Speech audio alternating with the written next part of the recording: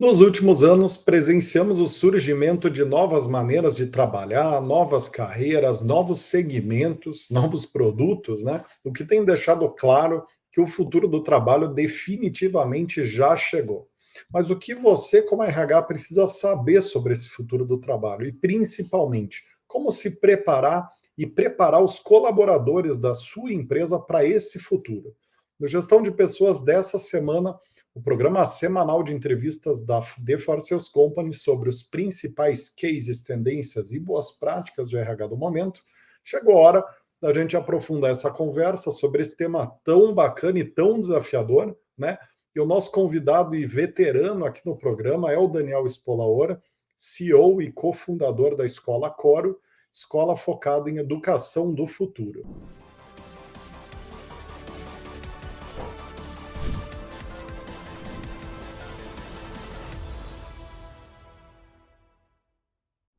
Daniel, seja muitíssimo bem-vindo ao programa, meu caro. Que honra estar te recebendo aqui de novo. Legal, obrigado, Rodrigo. Super obrigado pelo convite. É um prazer trocar uma ideia com você, trocar uma ideia com a turma da Forceiros. A gente estava falando ali no warm-up, antes da gravação, sobre o desafio aqui que a gente tem hoje, né? Porque é um tema super denso. Mas eu estou muito confiante porque o primeiro conteúdo que a gente fez, cara, ficou sensacional, né? Eu vou até deixar o convite aqui para quem não viu esse episódio do GP, do Gestão de Pessoas. É o episódio número 21 daqui do programa. Foi em agosto de 2020, né, Daniel, que a gente gravou, né?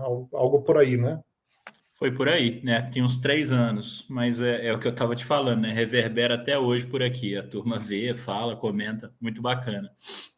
A gente teve até hoje mais de 5 mil profissionais da RH vendo o case de transformação cultural da Ambev, né? O Daniel, para quem ainda não conhece, era o diretor de RH da Ambev. E é simplesmente imperdível o papo, e por isso que a gente está te trazendo aqui de novo com essa missão ainda mais difícil, que é esse tema. Estou animado, vamos fazer acontecer aqui, né, Daniel? É isso aí.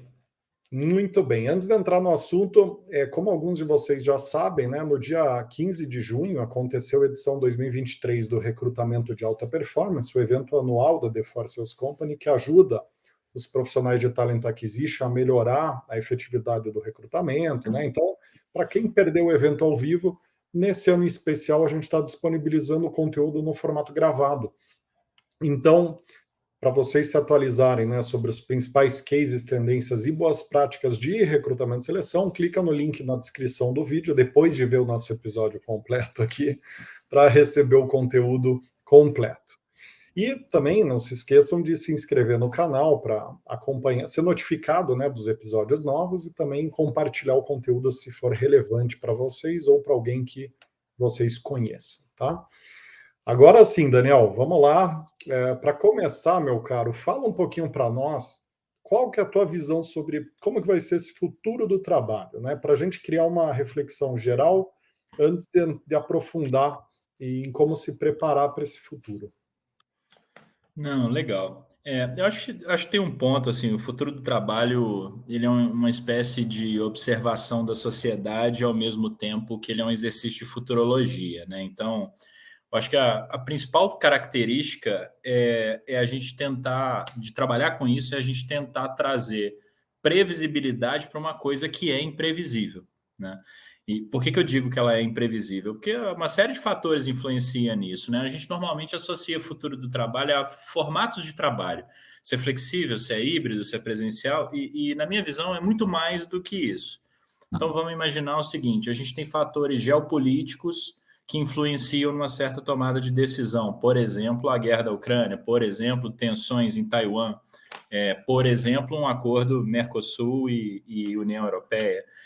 A gente pode pensar em cadeias de suprimentos e na forma como as coisas estão se reorganizando no mundo. Eu vou dar um exemplo. Poxa, a guerra da Ucrânia fez com que a importação de petróleo da Europa e de gás mudasse completamente de direção. Então, isso mexe com o mundo do trabalho. A gente está falando de tecnologias emergentes, e aí eu não vou nem. Tenho a inteligência artificial, hoje em dia até pipoca é feita com inteligência artificial, mas tem uma série de outras coisas que estão vindo aí tecnologias verdes, estamos falando de IoT, estamos falando de 5G, que ainda vai mexer muito aqui com o Brasil, enfim, você tem isso tudo.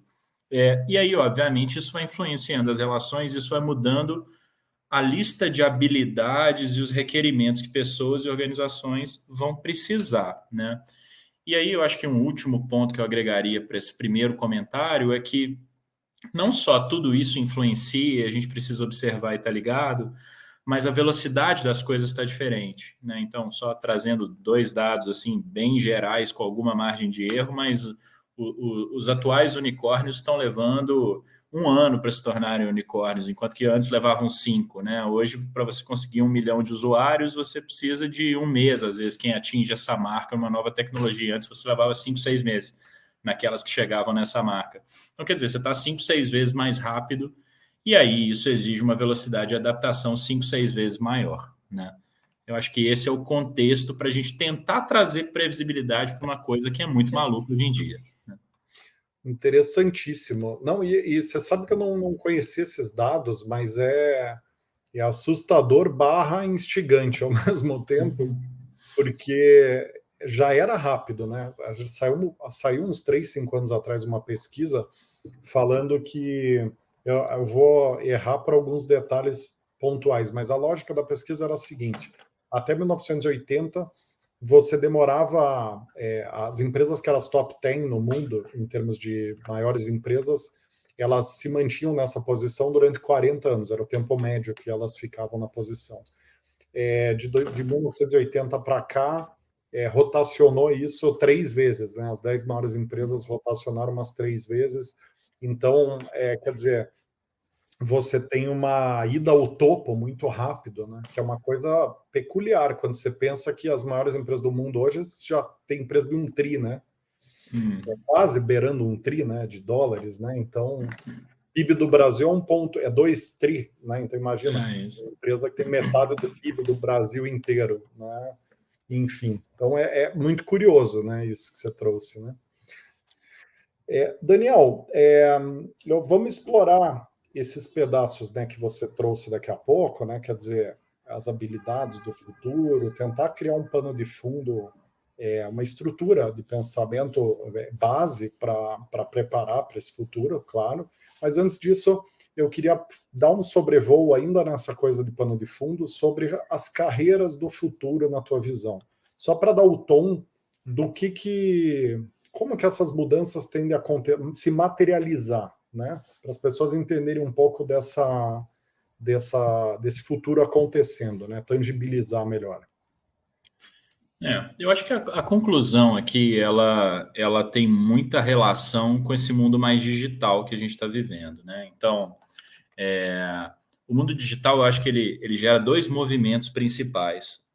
O primeiro deles é que as habilidades digitais passam a entrar em qualquer carreira, né? Então, assim, eu acho que para além de dominar tecnologia, você ter habilidades digitais é o que vai te diferenciar em relação a qualquer carreira que você siga, mesmo as mais analógicas, né? Então, eu acho que assim, esse é a primeira cara que as coisas tomam. Acho que a segunda cara que as coisas tomam é que as carreiras passam, sim, as carreiras principais passam a ser carreiras de tecnologia, né?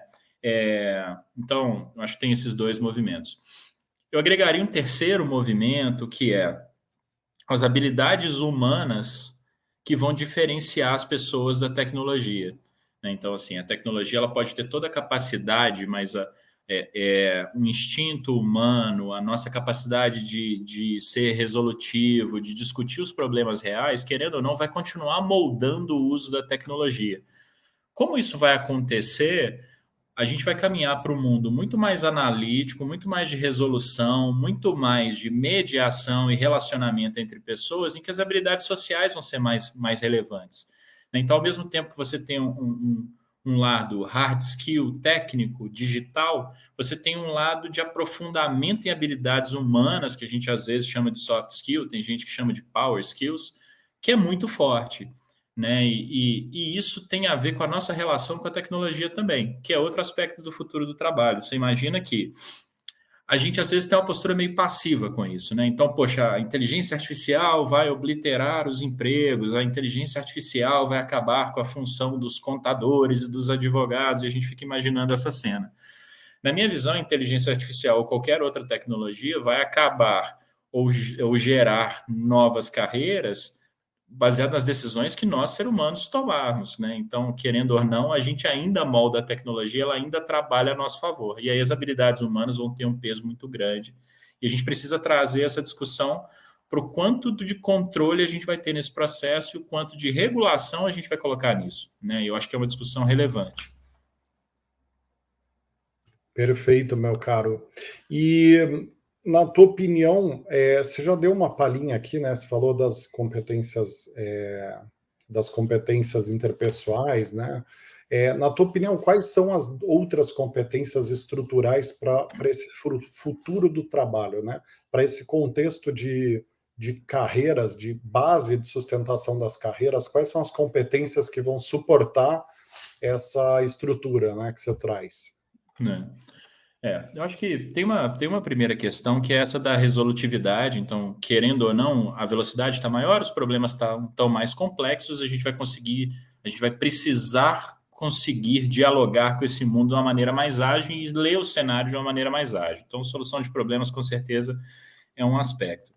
Eu acho que tem um segundo aspecto que diz muito respeito à relação entre as pessoas, né? Então, assim, você tem uma série de discussões sobre saúde mental, você tem uma série de discussões sobre inteligência emocional, sobre relacionamento entre pessoas e construção desses relacionamentos. Então, eu acho que inteligência emocional e lidar com aspectos da saúde mental vão ser outros super importantes, porque as relações humanas estão muito pautadas nisso hoje, né?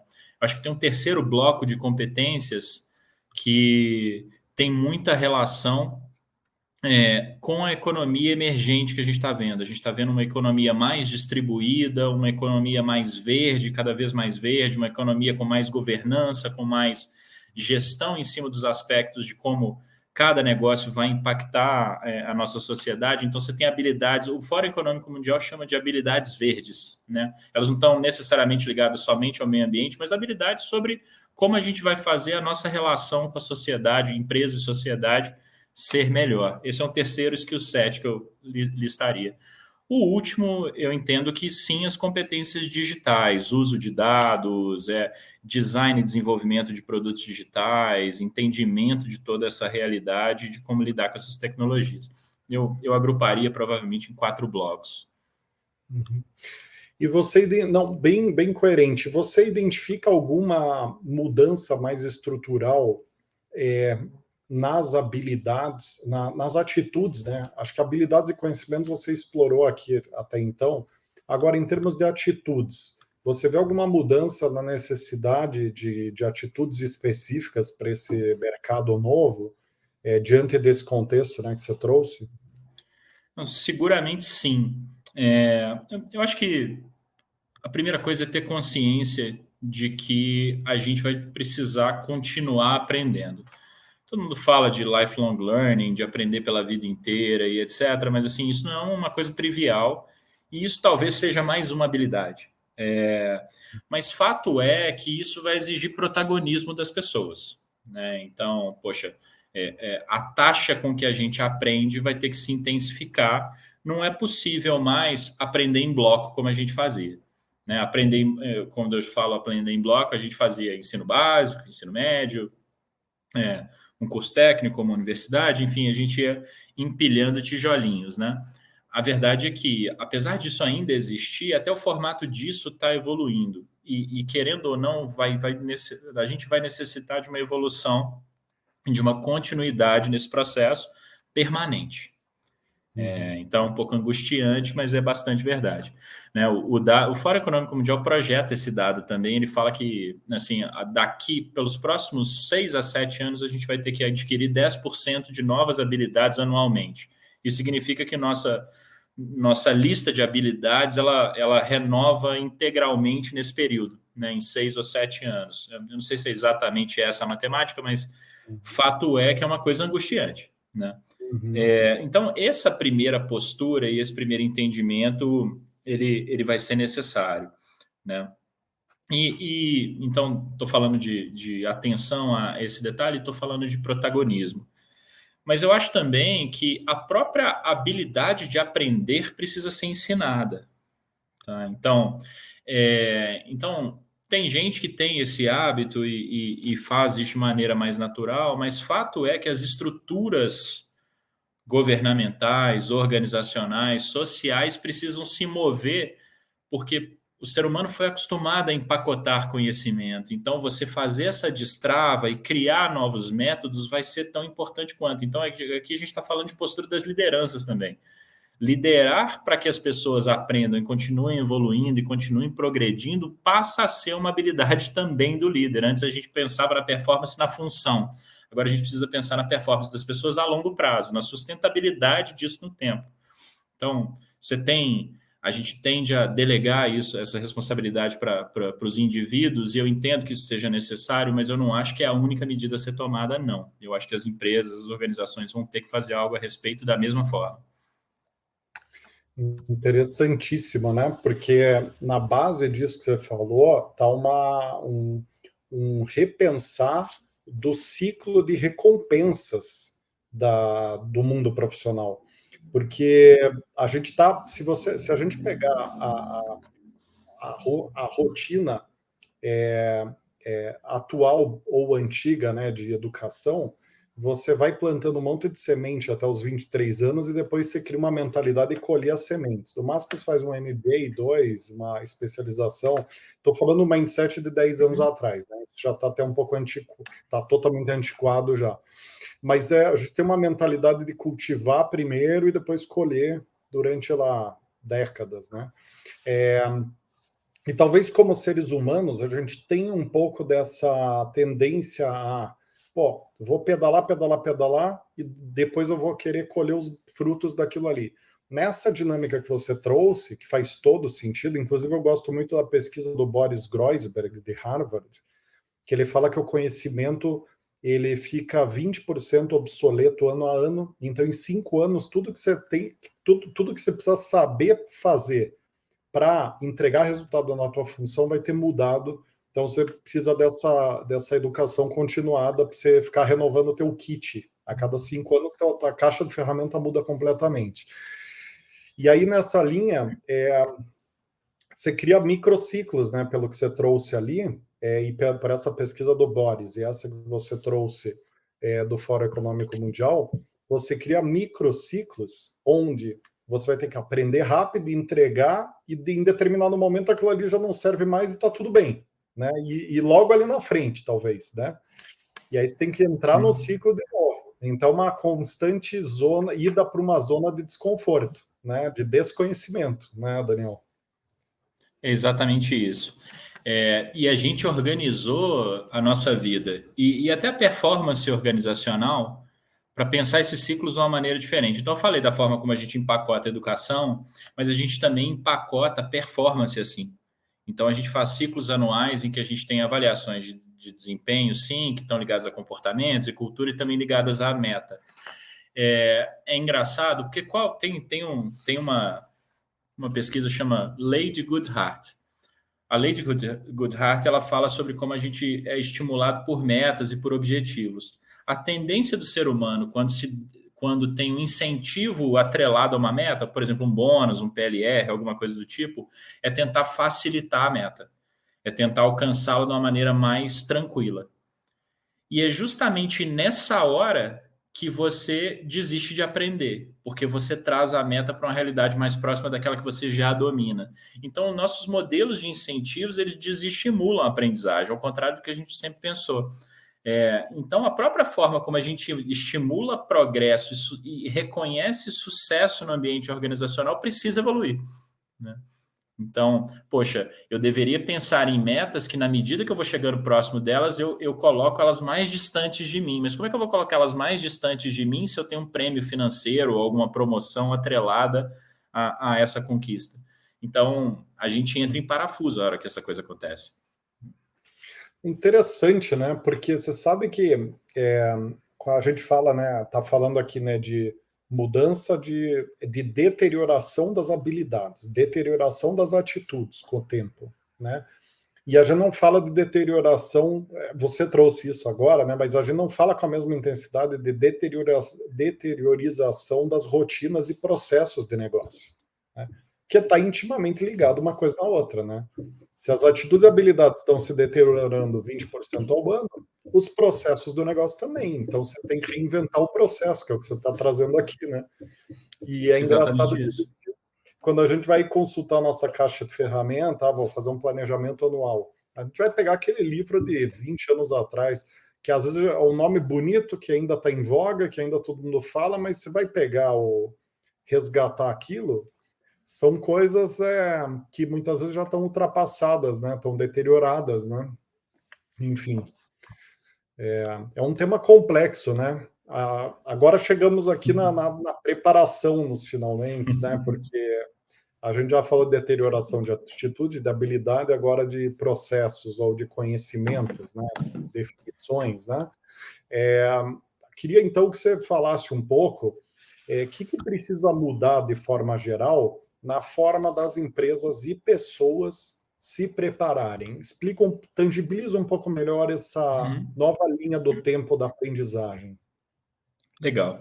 Acho que eu vou começar falando das pessoas, né? Então, assim, eu acho que o que a gente precisa desenvolver numa primeira análise é um olhar para a aprendizagem, ou seja, o ser humano ele aprende uma determinada taxa por dia, isso tem um limite. Passado esse dia, se você não acumulou aquele determinada quantidade de conhecimento, você perdeu essa oportunidade, você vai ter uma nova capacidade de armazenagem no dia seguinte. Isso é como o nosso cérebro funciona, né? Então, você pode perder oportunidades diariamente se você não exercita. Dado isso, você tem que pegar todos os momentos e a forma como você organiza a sua vida, seu trabalho, suas relações, para que elas gerem aprendizado. Então, e aí tem um conceito interessante, eu gosto de citar o Conrado Schlohauer, ele é um especialista brasileiro em aprendizagem, ele desenvolveu um método com um sócio dele chamado CEP mais R. E esse método é interessante porque ele olha para o seguinte, primeiro, quais são os conhecimentos que eu deveria adquirir? Então, poxa, conhecimentos que eu quero desenvolver. Ah, tudo bem, eu gostaria de entender sobre dados. Isso é um conhecimento. Ah, eu gostaria de entender sobre design, sobre inteligência artificial, sobre ESG, não importa. Então, eu tenho uma lista de conhecimentos. Ao mesmo tempo, eu tenho uma lista de relacionamentos que eu construo. Então, poxa, não só os conhecimentos da maneira tradicional, fazendo um curso, estudando um material, mas eu também tenho uma lista de relações que eu posso estabelecer de pessoas que podem me transmitir isso. Então, assim, o quanto eu estou me conectando com uma comunidade que possa me transmitir conhecimento, né? E aí você começa a ter que pensar 360 graus em como que você se aproxima do conhecimento nas diferentes formas como o seu dia transcorre, como a sua semana transcorre. Então, essa é uma forma que eu gosto de encarar que funciona bastante bem, porque além disso você vai construir redes. Então, poxa, vamos imaginar que você se formou em determinado lugar e aquele lugar tem uma rede de ex-alunos, uma rede de alumni, tem associações profissionais, tem determinados times e projetos que você se envolve no trabalho. Então, você deveria direcionar suas atitudes, suas rotinas, a ocupação do seu tempo para isso e liberar tempo conscientemente para que você busque essas conexões. Então, o volume de conexões que você estabelece e o volume de ambientes que você passa a conviver aumenta a sua taxa de aprendizado, mas você tem que fazer isso de maneira direcionada para aquilo que você entende que são as lacunas de conhecimento que você tem ou que estão se apresentando agora. Então, essa é uma forma dos indivíduos fazerem isso. E, obviamente, hoje conteúdo é uma coisa disponível com muito mais facilidade, né? A gente está aqui gerando um conteúdo. Então, assim, hoje a disponibilidade de plataformas que a gente pode acessar e acessar especialistas que antes, somente pagando um curso numa das melhores escolas do mundo, a gente conseguiria fazer, já é uma coisa comum. Isso está muito incorporado em algumas gerações, mas não necessariamente em toda a massa que está trabalhando hoje. Então, assim, YouTube, Twitter, até TikTok. Eu, por exemplo, aprendo a cozinhar pelo TikTok. Eu vejo receitas de 1 minuto, como eu já consigo reproduzir, aquilo ali encurta meu caminho para aprender alguma coisa. Então, tudo isso passam a ser formas de se desenvolver, né? Então, eu vou resumir o que eu falei. Você tem conteúdo, você tem experiência, você tem pessoas e você tem redes que você pode acessar e conscientemente acessar tudo isso. O Daniel, quando você me convidar para almoçar, cara, você não faça uma receita de 1 minuto aí, por favor, cara. Não, o minuto é só o resumo. Almoço bom é aquele que rende, né? Com certeza, com certeza. Sabe que outro dia eu estava até escutando um conteúdo muito legal sobre você falou, né, da questão do ritual da refeição, mas estava vendo um conteúdo muito legal sobre a importância dos rituais diários, né? É, enfim, bem curioso, né? De dar valor E para esses tem, momentos. é engraçado, você puxou esse ponto, aí eu vou atrapalhar o nosso roteiro aqui, mas tem um conceito interessante sobre aprendizado, que é o conceito da carga cognitiva. O que é carga cognitiva? É tudo aquilo que ocupa a nossa cabeça de maneira desnecessária, que sobrecarrega a nossa capacidade de pensar, de processar informação. Então, assim, tem N coisas que fazem isso. Burocracia faz isso, você tem que ficar operando uma burocracia para poder conseguir fazer alguma coisa. Preocupações demais fazem isso. Tudo aquilo que sobrecarrega a nossa cabeça e não deixa a gente livre para ocupá-la com alguma coisa que agregue. Então, inclusive, a forma como a gente facilita a nossa vida nos diversos aspectos diminui a taxa de carga cognitiva, aumenta a nossa capacidade de aprender. Uma das formas da gente fazer isso é ter rotinas mais estabelecidas, que aí você para de pensar. Você ser mais organizado te ajuda a pensar. Imagina que cada dia sua pasta de dente está num lugar diferente, você vai ter que ficar procurando. Cada dia você guarda a sua chave num lugar diferente, você vai ter que ficar procurando. O acúmulo disso em casa, no trabalho, na escola e etc., limita a sua capacidade de se desenvolver, porque a sua cabeça fica saturada.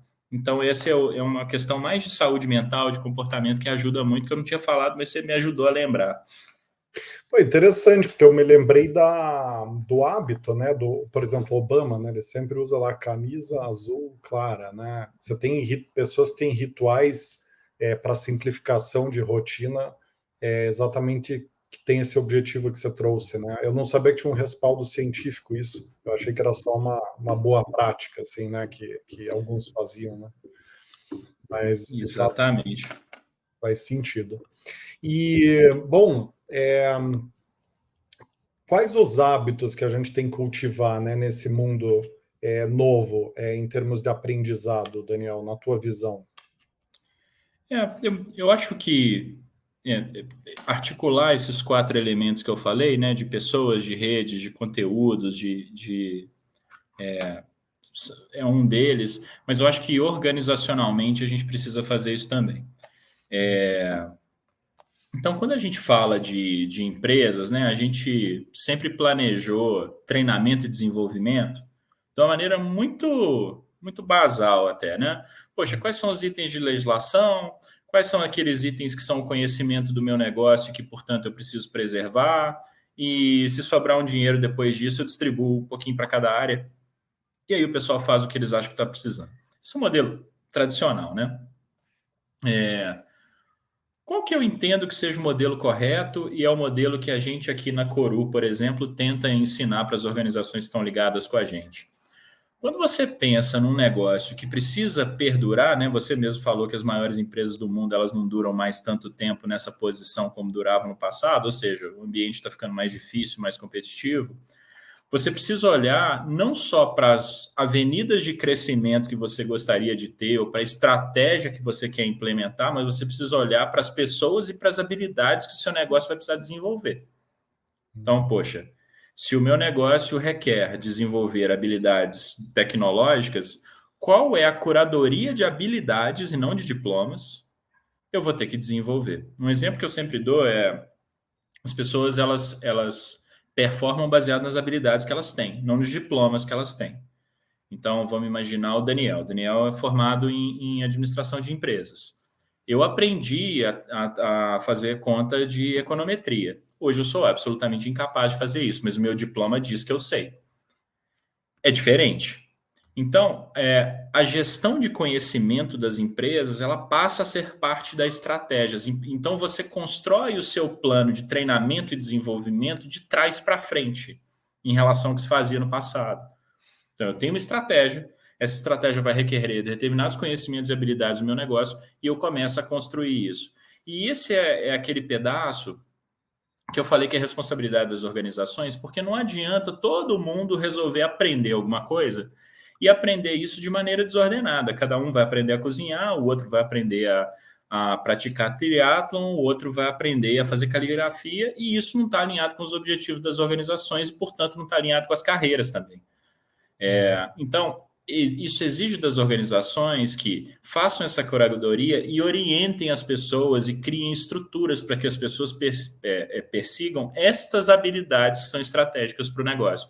Porque aí os astros se alinham. Eu tenho necessidades organizacionais com necessidades individuais que são incentivadas por carreira, por N incentivos que a gente coloca, e essas duas coisas se alinham e a gente tem um estímulo para progressão na direção que faz sentido naquele ambiente que você está inserido, seja sua empresa, seja você, pessoa. Então, essa dinâmica é muito diferente. Assim, o ser humano ainda tem necessidade de ter curadoria do que ele precisa aprender. Eu posso não empacotar da mesma forma, mas eu preciso saber a direção. Isso, senão, gera desorientação e gera perda, né?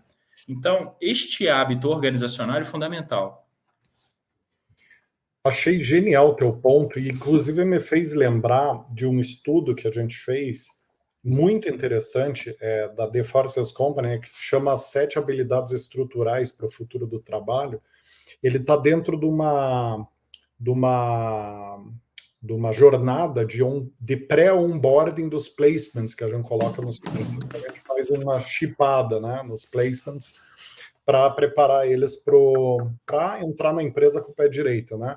E você sabe que uma das coisas mais inusitadas que eu vejo que tem nesse construto que foi feito, com base na pesquisa lá das 21 habilidades do Fundo Econômico Mundial, do Fórum Econômico Mundial, a gente fez vários estudos cruzados, né? E uma delas que eu mais gosto, Daniel, eu acho que você vai concordar com base nisso que você falou, é a autorresponsabilidade. Porque nesse mundo líquido que a gente está vivendo, se a empresa tiver que ter propriedade sobre o que você tem que aprender, quando e como, é muito lento, é muito ineficiente, não vai funcionar. E eu percebo que o chip, né, a chave, uma das grandes chaves que precisam virar é a chave do profissional entender que ele é contratado para entregar resultado, e que o resultado é dele, não é da empresa. Ele entrega para a empresa, mas é o resultado dele, que vai ficar marcado no currículo dele para sempre, né? É um case que ele pode contar numa entrevista de emprego e receber uma proposta de emprego, ou ele não vai ter o que falar numa entrevista com alguém mais preparado para entrevistar. Então, talvez na base disso esteja a necessidade da descentralização da agenda de treinamento e desenvolvimento baseada no senso, no cultivar da autorresponsabilidade nos colaboradores. Quer dizer, tirar essa visão hierarquizada de que a empresa precisa me fornecer, a empresa precisa me orientar, e a coisa vir bottom-up, né? Quer dizer, a pessoa, de fato, é a dona do desenvolvimento dela, né? E por ela estar na ponta, executando, vendo, comparando, né? Então, tem uma mecânica que eu acho que você deu uma pincelada lá no começo, inclusive, tem uma mecânica nova, né? Que eu acho que precisa ser incorporada, né, Daniel? É isso. E assim, a gente pode encarar isso de uma maneira prática, que assim, o papel das empresas nessa história é, poxa, vamos dar uma direção e vamos abrir espaço para que as pessoas tenham tempo de aprender. Acho que esse é a tônica do lado de cá, né? Mas dar a direção é importante. Estimular essa direção é importante também. Por um outro lado, exige das pessoas protagonismo, né? Então, sim, tá aqui o ambiente, agora você corre atrás. Mas eu acho que a gente tem que encarar a aprendizagem como um ecossistema de aprendizagem. Se preparar para o futuro é um ecossistema. E aí vem uma série de elementos que a gente está falando de futuro do trabalho, de como a gente organiza o trabalho para que as pessoas possam performar de uma maneira diferente, né? Então, assim, eu vou te dar uma lista que é extensa e volta naquele ponto que eu falei no início. Assim, futuro do trabalho não é definir onde as pessoas estarão presentes, é definir a forma como tudo se organiza. Não é sobre híbrido, remoto, presencial. Então, vou dar exemplos. Primeiro, qual é o nível de burocracia da empresa? Isso toma tempo e toma carga cognitiva das pessoas. né? Os processos são mais fluidos, eles são mais livres, eles são mais ágeis. Eu não estou falando de velocidade, eu estou falando de simplicidade e objetividade, né? Então, você tem uma questão de burocracia.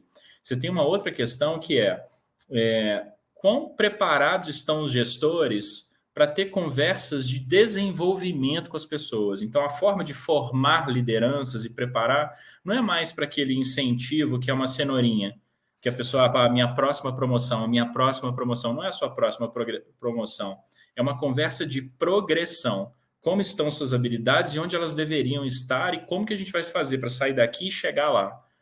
Isso é outro tipo de conversa que a gente precisa ter como líder e outro tipo de conversa que a gente precisa ter como funcionário, pessoa, para se preparar. Então, liderança é um segundo aspecto. Outra coisa, o quanto a sua empresa está conectada com o mundo, né? Um ecossistema é um ecossistema aberto. Eu estou trazendo conhecimento ou eu estou vivendo somente do conhecimento que eu produzi ao longo dos últimos anos ou das últimas décadas? Ou seja, o meu conhecimento de negócio, né? O seu concorrente está na esquina, às vezes ele não tem cara de concorrente. Eu tenho que estar me abastecendo, mas como é que eu vou me abastecer? Pela forma como as pessoas se conectam com esse ecossistema e olham para fora. E eu acho que tem, assim, eu posso listar N pontos aqui, mas eu acho que tem um quarto que eu queria destacar, que é a questão da retenção de pessoas. Então, assim, a gente hoje encara turnover como um processo, às vezes, natural. E ele é. Agora, existem níveis saudáveis e níveis não tão saudáveis para isso. Então, assim, se você quer crescer o nível de conhecimento no seu negócio, você precisa baixar o índice de turnover do seu negócio, por mais que ele sempre vá existir em algum patamar. E aí eu estou falando disso porque as pessoas elas desenvolvem conhecimento de negócio, elas desenvolvem conhecimento tácito sobre as situações cotidianas e estratégias e tudo mais que acontece ali, ou seja, a prática faz elas dominarem aquilo mais, e isso encurta os caminhos. E ao mesmo tempo você tem toda uma questão de cultura organizacional. Se aprendizagem e futuro do trabalho são itens da sua cultura organizacional, pessoas que convivem há mais tempo com essa cultura têm mais chance de aprenderem mais rápido, por conhecerem os atalhos, por entenderem como a banda toca. Então, turnover é sim um dos principais indicadores de quem quer ter um negócio de sucesso hoje. Se o seu turnover está crescendo e ele está saindo num patamar razoável, né? E aí é legal dizer, né? A média do turnover na economia brasileira é 30%, isso é um absurdo, isso é 30, 40% acima do que são as economias desenvolvidas.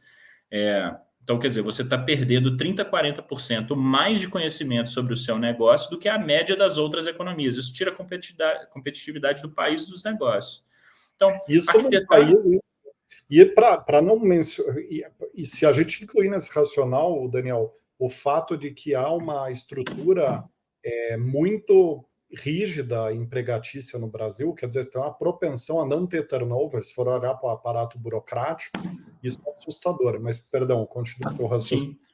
Não, e boa parte do turnover, assim, o turnover voluntário, ou seja, as pessoas abandonando as empresas, vem aumentando, né? Bateu recorde no ano passado, eu acho que a gente passou por um período econômico difícil nos últimos meses, de alguma forma a gente está recuperando, e agora a gente está gerando vaga de novo. Então, quer dizer, a hora que você tem aquecimento da economia com insatisfação das pessoas sobre as culturas organizacionais e os ambientes, o que se tem é um liquidificador de conhecimento se espalhando para todo lado e as empresas perdendo o conhecimento. Então, quais são as grandes estratégias? As estratégias para que você cresça o nível de aprendizagem na sua organização é baixar o turnover e investir em conhecimento. E aí sim, exigir das pessoas o protagonismo.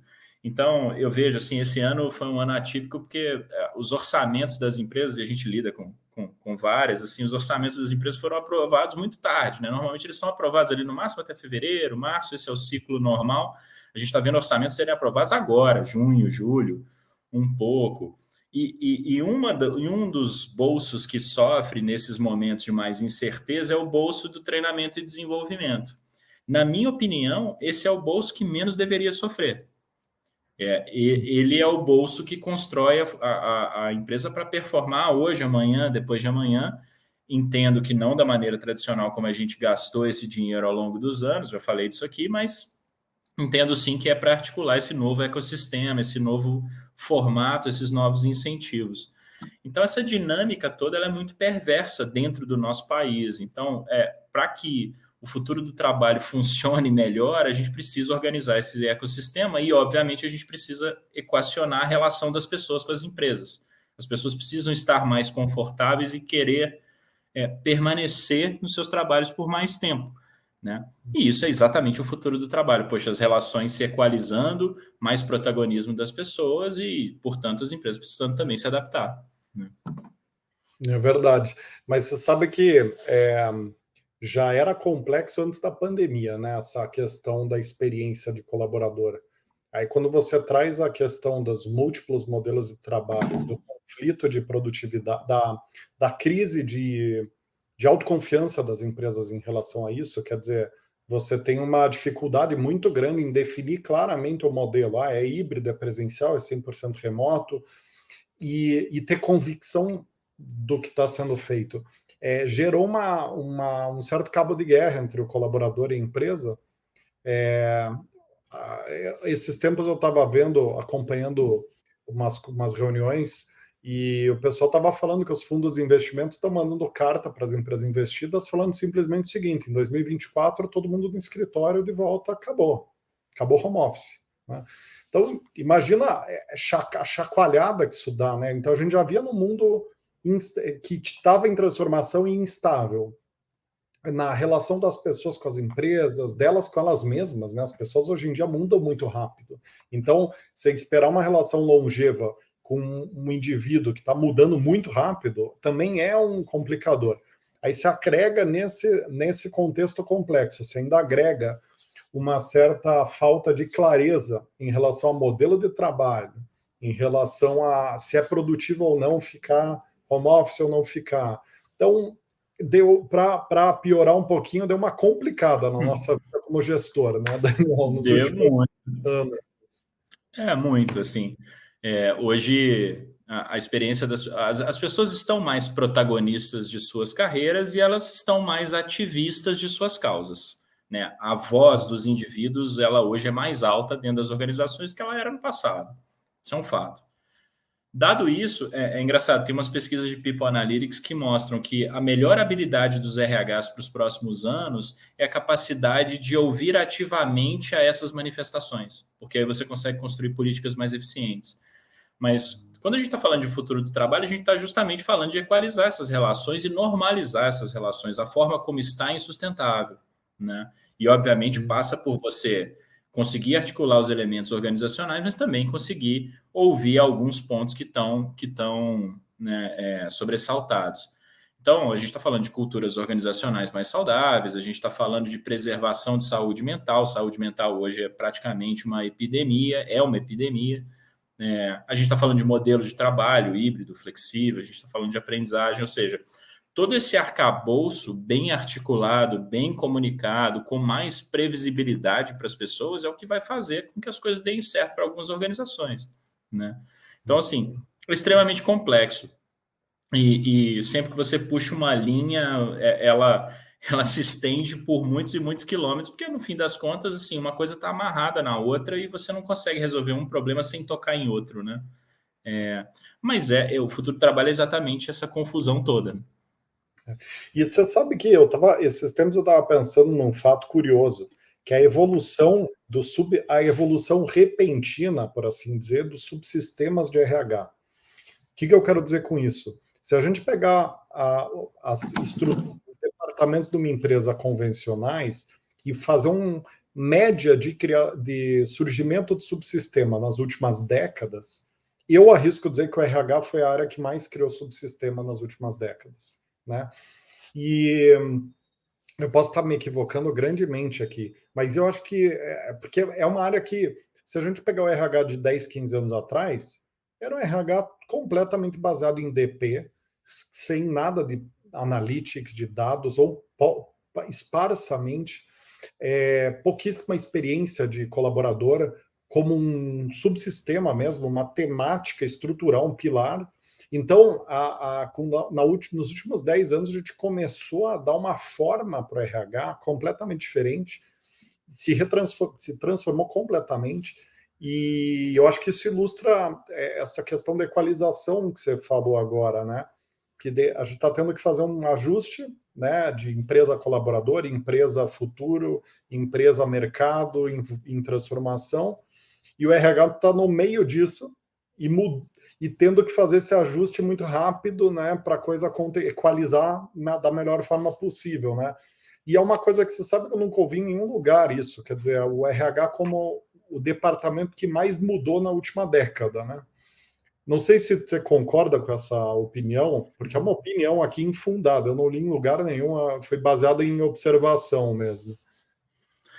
Eu imagino que sim. Se não foi o que mais mudou, com certeza está entre as maiores mudanças, né? As coisas não podem ser mais tão compartimentadas e a própria forma como a gente usa os dados e tudo mais, ela exige muito mais cruzamentos e muito mais interpretações, né? Antes a gente trabalhava com People Analytics assim, né? Poxa, me dá meus dados de remuneração, me dá meus dados de turnover, me dá meus dados de clima, me dá meus dados de recrutamento ou qualquer outra coisa que seja. Essa gestão por visualização dos processos, ela já não funciona mais, porque é aquele negócio de você jogar uma pedra dentro d'água, né? As ondas, elas vão atingir os 4 lados da piscina, não tem como. Então, todos os processos serão afetados por qualquer mudança que você fizer e você precisa enxergar isso de maneira holística. Então, essa compartimentação do RH ela não funciona mais e a compartimentação das próprias tecnologias e dados também não funciona sozinha mais, né? Então, você imagina... É engraçado, eu dou uns cursos de RH e a gente fala primeiro da evolução das relações trabalhistas, depois daquele conceito de RH estratégico dos anos 90, né? O RH voltado para resultado, aí o nascimento do business partner, aí depois vem a era do People Analytics, e agora eu acho que vem a era das habilidades humanas, da humanização das habilidades. Então eu pego todo esse arcabouço acumulado há décadas e agora eu coloco ele como sustentação para que você consiga equalizar relações, né? E experiências, no fim das contas. Então, eu acho sim que ficou complicada a vida dos RHs. Né? Maravilha. Não, bem interessante esse raciocínio que você construiu aqui, porque faz muito sentido, né? É engraçado, né? O RH deu uma volta, virando uma área tecnicista por muito tempo. Então, ela é uma área essencialmente de relações humanas, essencialmente de vínculos, e a gente entrou num período tecnicista e agora está fazendo um arco e voltando pro porquê do RH, né? Claro que as relações de trabalho evoluíram completamente nas últimas décadas também, né? Assim como a área da RH. Então é mais complexo, né? Mas eu estou sempre de acordo com o que você traçou ali também. O Daniel, eu queria agora te pedir para organizar num checklist como fazer um planejamento de T&D eficiente nesse mundo líquido que a gente vive. Legal. Bom, então vamos lá, né? Se a gente fosse fazer um planejamento desde o início, a gente começa pelo levantamento de necessidades. E é aquilo que eu comentei, o levantamento de necessidades antes era feito da legislação para sustentação, para uma distribuição de dinheiro para as áreas de negócio. Eu acho que a legislação é óbvio que a gente vai cumprir, mas a primeira etapa do levantamento de necessidade de aprendizagem se dá na curadoria das habilidades que o negócio vai necessitar. Ele não é feito de baixo para cima, da legislação para a estratégia. Ele é feito da estratégia para dentro do negócio, de fora para dentro. Então, essa é a primeira fase. Então, e aí, portanto, esse levantamento de necessidades, e aí, portanto, essa lista de habilidades, ela precisa ser distribuída nas diversas funções e áreas do negócio. Então, quem é que precisa saber o quê? É uma curadoria. E a verdade é que aí, as técnicas que você vai articular para que isso aconteça, são outras técnicas diferentes do que simplesmente colocar as pessoas em sala de aula, como a gente fazia antes. Então, poxa, o planejamento de T&D ele tem que acessar novos recursos, ele tem que ter dinheiro para que as pessoas se desenvolvam em situações específicas, porque elas estão na ponta, e aí a gente precisa deixar que elas exercitem o protagonismo e o conhecimento delas, mas ao mesmo tempo a gente precisa conectar as pessoas com redes. Então, não é só comprar cursos, é conectar as pessoas nos ambientes onde elas vão conseguir aprender aquilo que é necessário para o negócio. Então, quer dizer, articular formatos, né? E financiar esses formatos. Eu acho que, por fim, Então, beleza, eu saí de um levantamento de necessidades, falei de uma curadoria de habilidades que, portanto, se distribui entre as áreas, funções, cargos e etc., para que as pessoas tenham orientação e direção, e falei de articular metodologias que hoje são muito mais amplas. Mas eu acho que tem um último elemento, e ele é perene, que é como que você articula os incentivos do seu negócio para que as pessoas aprendam. Né? Então, poxa, eu ter um ambiente de aprendizagem exige que o meu negócio incorpore na sua cultura determinados elementos. E esse é um trabalho permanente. Então, segurança psicológica é um elemento que facilita o aprendizado, comunicação não violenta é um elemento que facilita o aprendizado, articular metas de uma maneira diferente, a gente já falou disso hoje, facilita o aprendizado, e até a forma como a gente reconhece e valoriza as pessoas por aprenderem mais e desenvolverem mais habilidades deveria estar incorporado nos modelos de carreira, nos modelos de incentivo, nos modelos de reconhecimento. Então, você tem uma base cultural de aprendizado que precisa ser desenvolvida. E aqui existem comportamentos, mas também existem processos que você tem que articular. Então, no topo eu tenho a estratégia de um levantamento de necessidades, na base eu tenho um arcabouço cultural que faz com que tudo isso para as pessoas faça sentido e seja estimulado. Né? Então, uma área de T&D moderna, para mim, ela se parece muito mais com uma área de cultura, uma área de estratégia, do que com uma área de T&D. Interessantíssimo, interessantíssimo, faz muito sentido, porque isso conversa com tudo que você falou até agora, porque quando a gente pega nesse mundo em transformação, se transformar é a base da competitividade, né, certo? E o conhecimento ele está na base da transformação, então faz muito sentido essa linha de raciocínio que você traz, né? Quais os principais erros que você vê as empresas cometerem na gestão do T&D, né? E como não cometer esses erros? Eu acho que o primeiro e maior deles, na minha visão, tem a ver com cultura de aprendizagem. Ele é um erro fácil de cometer, porque não necessariamente a gente está enxergando isso no dia a dia. Cultura de aprendizagem, às vezes, é uma coisa que você não consegue tocar. Né? E cuidar de processos de cultura organizacional, hoje tem muito mais a ver com ser dono de um produto e um processo permanente, assim como qualquer outro processo ou subsistema de RH, como, por exemplo, cuidar de remuneração. Você cuida dela anualmente, permanentemente. Cultura deveria ser assim também, não em forma de projeto. Incorporar a aprendizagem dentro de culturas organizacionais saudáveis. Esse é um erro muito fácil de cometer e muito difícil de enxergar. Então, esse eu acho que é o mais fundamental. A partir daí, você acaba puxando outros. Um erro que parece um acerto nos momentos que a gente está vivendo, momentos de contenção de despesas, de eficiência operacional, etc., é cortar o dinheiro de T&D. E esse é um dinheiro barato para cortar, porque dentro de toda uma estrutura de custo de RH, ele é o mais fácil, mas ao mesmo tempo ele não é o maior bolso, mas ele é um que você paga muito caro, porque ele sustenta um pouco dessa cultura, e ele sustenta um pouco desse movimento. As pessoas espontaneamente, um caso da Coru mesmo, a gente fez pesquisa sobre quanto que o brasileiro tem no bolso para gastar com educação. É muito pouco. Então, se as organizações ativamente não financiarem isso, é difícil com que é óbvio que tem outras formas de aprender, mas é difícil que todo movimento aconteça. Então, o segundo é esse. Eu acho que tem um terceiro, que é não cuidar do turnover, que eu já falei aqui hoje também. Então, assim, não adianta só desenvolver conhecimento e articular um ecossistema. Você tem que também preservar o conhecimento que você desenvolveu. E ter turnover alto é a tradução da perda desse conhecimento. Então, eu falaria de cultura, falaria de orçamento, falaria de turnover. Acho que essas três. E turnover custa muito caro.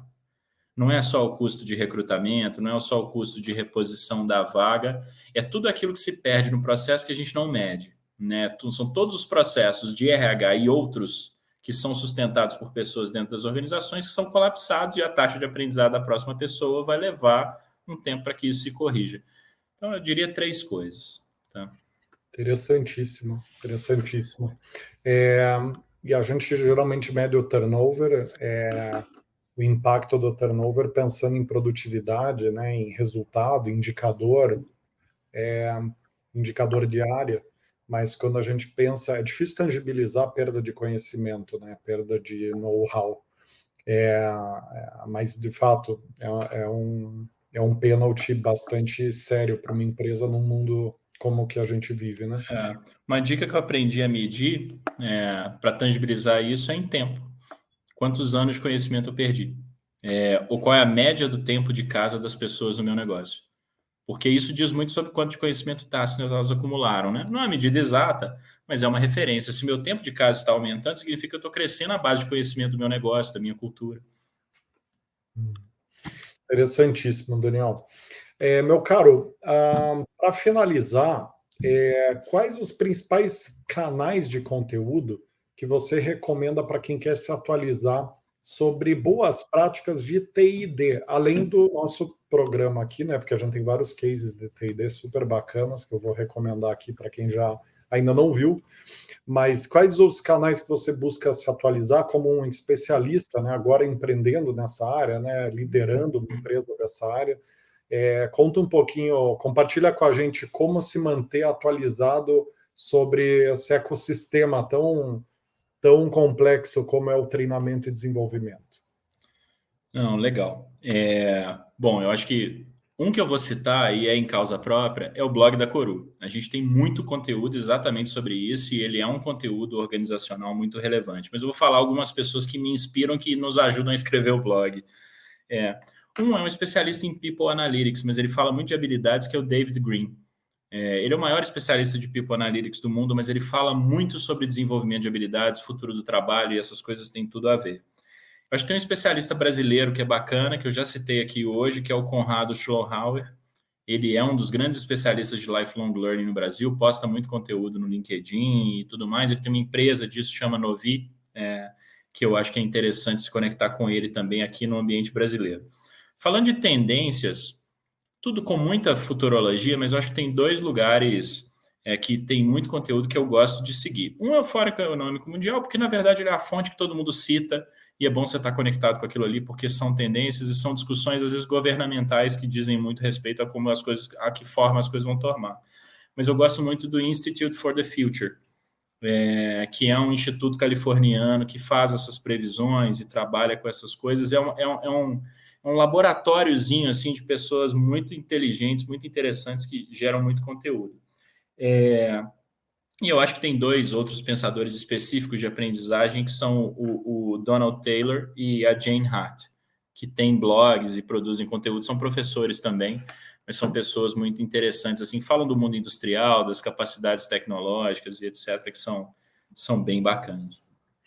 Perfeito, meu cara. E para a gente encerrar, conta um pouquinho sobre a Coro, né? Coru, perdão, cara. Coro, sem Perdão. problema.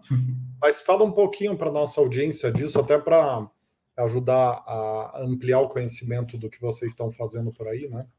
Legal. A Coru veio de um incômodo meu e das minhas sócias e sócios, somos quatro, duas mulheres, dois homens, com o mundo da aprendizagem, né? A gente entendia que empresas, pessoas e escolas não estavam falando a mesma língua, não estavam necessariamente na mesma página, e todo mundo um pouco incomodado com essa dinâmica entre esses mundos, e ao mesmo tempo um potencial desperdiçado gigantesco no Brasil a respeito de toda a capacidade que a gente pode construir, o tanto de gente que está à margem da economia que pode ser incluída por meio do desenvolvimento de habilidades. Então, a gente criou um polo de conteúdo.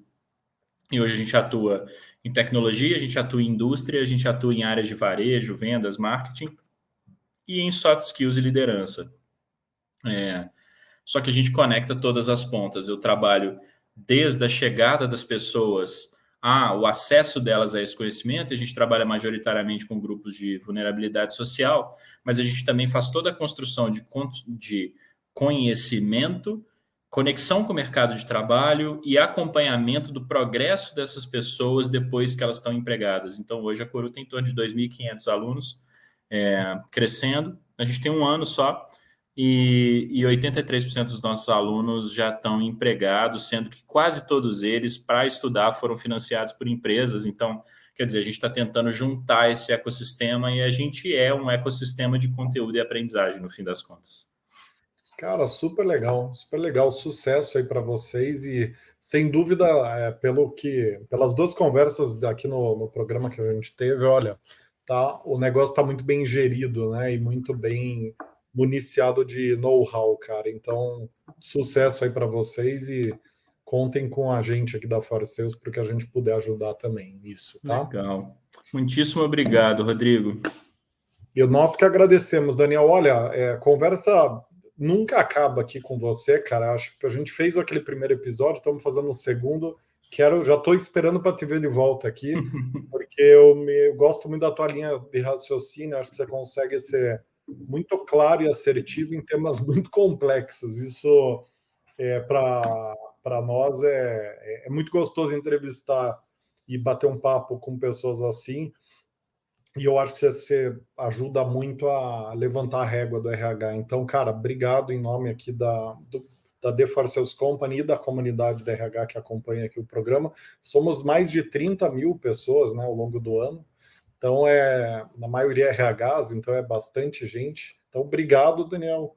E para quem está nos acompanhando até aqui, espero vocês no próximo episódio do Gestão de Pessoas, disponível toda quinta às 19 horas, simultaneamente no YouTube da The Forces Company, em mais de 10 plataformas de podcast. Por hoje é isso, nos vemos lá. Um abraço, Daniel, um abraço a todos e todas.